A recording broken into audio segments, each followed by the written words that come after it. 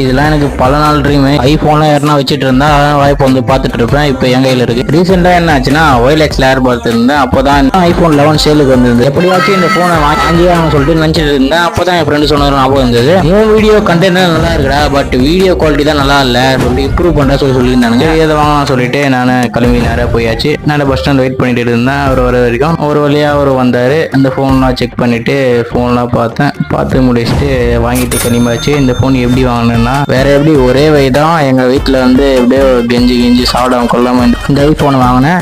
வரவையில சரியான பசி. சரி என்ன சாப்பிடும் சொல்லிட்டு பிரியாணி கடை போயிட்டு பிரியாணி சாப்பிட்டு முடிச்சுட்டு வீட்டுக்கு கிளம்பி வந்தாச்சு. வீட்டுக்கு வந்த உடனே ஏற்கனவே மொபைல் வச்சிருந்தது தரமான ஒரு அன்பாக்சிங்ல போட்டுருவாரு. இருந்தாலும் நம்ம ஒரு அன்பாக்சிங் போட்டுட்டு பாக்ஸ்ல இருந்து போன் வெளியே எடுத்து ஒரு வழியா அன்பாக்சிங்லாம் முடிஞ்சது. நம்ம சேனல் இப்பதான் பாக்குறீங்க, சப்ஸ்கிரைப் ஃபாலோ பண்ணிட்டு பாருங்க. மறக்காம ஒரு லைக் தட்டி விட்டுருங்க. இந்த வீடியோ எப்படி இருக்கு